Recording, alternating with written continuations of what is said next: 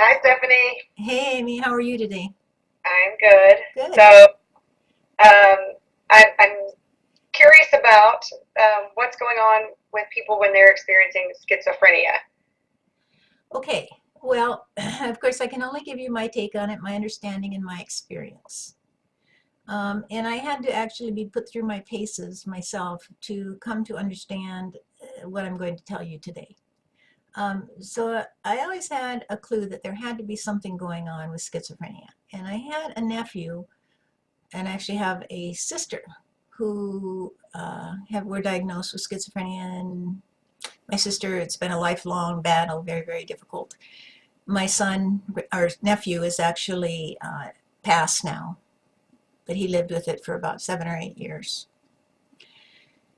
And we've communicated with him in the spirit realm about it. But my understanding of what is often diagnosed as schizophrenia and how it is mistreated, I will say, to create a problem that doesn't need to happen, and can't speak for every situation, but I can speak for what I know, is that there are times, and this may be geared to happen more with young people at a certain age than otherwise. There's a certain energy, and we have chakras throughout the body. There are, when we, in life, we encounter many painful experiences. And these can be from this lifetime. They could also extend into other lifetimes. It can be when you're 2 years old and a parent reprimands you or something frightening happens to you and you can't process it. You don't know what to do with it. Remembering that your natural state is to believe that you belong and that you're loved and that you're here as a unique expression of love and to experience love in your own unique way. And so when you feel unloved, when you feel like you don't belong, it creates a difficulty to integrate it, disintegration, so to speak. And so there's a tendency to lock all these painful experiences away and build a wall around them. We lock them away in our heart, so space, so to speak. And at some point, the energy may actually hit, let's just say, the heart chakra and cause it to crack. And then all this locked up energy can come out. And we can experience it as voices in the head, just as we can experience, many of us, for example, I do, experience telepathic conversations with those in spirit realm. We can also experience the voices of fear. And that's what it is. It is fear. These voices will come at us and they may say things that if they were coming out of the voice of someone beside us, we might just say this person's crazy or get away from me or whatever. But they come in our head and they're just release the energy, that fearful energy given a voice. And it could be even voices you heard when you were 2 years old, that or something terrible that somebody had said to you. You should just kill yourself or something. You're no good. Some of us even hear those voices in our head regularly. I'm no good, I'm no good. And those voices may be released. They may seem very, very traumatic, very real to us. They are our fears that are being released, our fears that we are not good enough, that we don't belong. That's where they start. That's the nature of fear. Because where there's fear, there cannot be love. And where there's love, there is no fear. And of course, the remedy is love. So we've talked before about the little imps that you carry around in your backpack. And for most people don't have such a sudden and startling episode where these voices seem to have a life of their own. Most of us do have experiences that we carry around our backpack, things that we have locked away in our heart. And they do run our lives. When we released them, when we looked at them, and I've done this with many, many people, had them look at things that they've locked away, that have been controlling them, that they just didn't want to experience. And when we experience them, when we actually look at them, and it helps to have somebody by our side while we do that and help guide us, when we actually look at them, they can't remain. The pain that is inspired by them, we're resisting them. When we resist them, they remain. When we finally look at them, when we finally experience them, it usually only takes 3, 5, 10 minutes, and they're gone. And as we say, they turn from imps that were in your backpack in the dark. Once released into the light, they turn into fairies. So what happens is that, let's say a young man starts to hear some voices in his head, and they can seem very frightening and even threatening. And so his family hauls him off to the doctor, and the doctor says, you're broken, you're flawed, you have schizophrenia, here, let's put some medicine on it to keep you from hearing these voices. So let's suppress them some more. So let's be afraid of the fear rather than love the fear away. So how would we recommend dealing with someone who's in an episode like this? And I've actually had the experience to do this with a young man who was in a state of you might say, gibbering incoherence due to what many would describe as a schizophrenic episode early on in his thing. You put your arms around them, you hold them, you say, I love you. There are angels watching over you. There is everybody in the spiritual realm is here to help you, to watch over you. What has happened is you are simply releasing all the fear voices that you have held inside.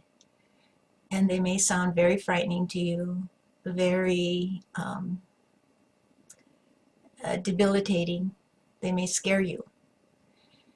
I'm right here beside you to hold you, to love you. Now, you just say to yourself, I love myself with my whole heart and soul. I love myself with my whole heart and soul. And let it just be what it is. There's angels watching over you. And keep repeating that to yourself. And you stay with that individual and you just hold them. And you tell them you love them and that they're safe, fine. Explain to them over and over that these are just the fear voices being released. In my experience, this will allow those voices to release themselves and turn from imps into fairies. And once that energy has been released, it will disappear. I had to go through this myself. I had no one to do this for me. But because I was already very, very much in the guidance of my spiritual counterparts, and I could hear them very, very distinctly, when it happened to me, and it happened to me here just recently at the age of 66 or something, which is not when it normally would happen. So clearly I was being taken through the lesson so I could understand it. I had my guides to tell me, to talk to me, and tell me exactly how to handle it and what to say and what to do. And so I was able to get that experience myself. My nephew, when he came through, said the same thing. He said first when he started hearing the voices, he wasn't afraid, and then he was. He was afraid of being afraid. And that is what caused the problems, is that he was told that he was flawed, that there was something wrong with him, and that nobody could really understand this thing called schizophrenia, and therefore be afraid, be very afraid.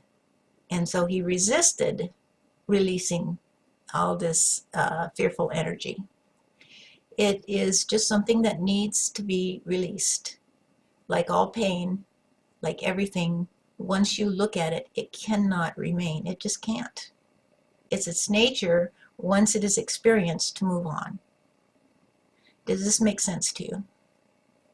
It does. So you're saying that schizophrenia doesn't have to be a lifelong experience. Like once it's put in the light, it is dissolved, and it can continue, on the path with more experiences. So I've always been curious about, yes, if with people with schizophrenia, are they not hearing also loved ones on the other side or their team? I mean, is that a part of, can that be a part of schizophrenia, or is it always this? Well, I don't know. It's quite possible that it is. I can only speak from my own experience. And in telling you what I've told you today, it's based on my own experience. And that is my experience of having, as I said, two members, close members of the family who have schizophrenia, having been put through my paces myself, and having worked with this other young man who, I can't say whether anything further has happened, but after about 6 or 7 months, he informed me he never had another episode. After, I would say, me sitting there with him, holding him, telling him I loved him, explaining what was happening for about 10 or 15 minutes, he lay down. I just rubbed his head, and he fell asleep and slept peacefully. And the next morning, when I checked with him, he was fine and didn't have, as far as I know, another reoccurrence. Will he have further reoccurrences? I don't know. All I know is that when we resist something, we don't allow these energies to move on. They persist, and they can actually affect us physically as well. And that's the nature of our body. It is the tuning fork, if you will, for the energies that we encounter. Oh, and that's what you're always saying is experience the emotion, whatever it is. I mean, even if it doesn't make sense, because it could be from the past, I suppose, if it's surfacing, just be with it. Right. And it can be very, very frightening. I can vouch for that. It can be very, very frightening and debilitating. And that's why it's so important to have that support and love around you. I also will explain that in my experiences, my travels to the astral plane, and during some of my debilitating periods, because I had to go through a lot in order to be trained to do what I do, I always had my guides helping me. The attitude that I received from my guides from the astral plane was like being in a hospital, in a clean white sheets, being able to rest as much as I wanted, always having attendants there who I knew cared about me and loved me, beautiful gardens to walk in, and very rapid rehabilitation for people under these circumstances. It was the love that did it. But when you give people medications that suppress these energies, all that does is make them more virulent, if you will, because they want to be released. They don't want to stay there. It's the nature of emotion. That's why it's called motion. Energy and motion. It's the nature of it to want to move and to be experienced, to be released, to be felt. And the added element of fear that's introduced to somebody who's going through this experience, which you could call a spiritual emergency, because it is the key to them becoming freer and understanding their spiritual nature, is that when those around them react with fear, oh my God, lifelong sentence, oh my God, what do we do? They are creating whole new layers of fear on top of fear. So anyway, I'm of course not a doctor, so I don't purport to speak beyond my experience. That is my experience, and I think it's worth consideration for those who wish to understand more about this. Well, I think that, I mean, trying that first can't hurt. I mean, and it's free and it's Exactly. it's something that's available. Well, if you've got the people with you, it's available in the moment. Right. So, I mean, like anything, try that first. Try the simplest is sometimes the best. Right. And of course, what it requires is all of us to overcome our own fears. Yes. So that we're not triggered. Holding space is it's a lovely gift when you're able to sit with someone like that right. in peace. Right, exactly.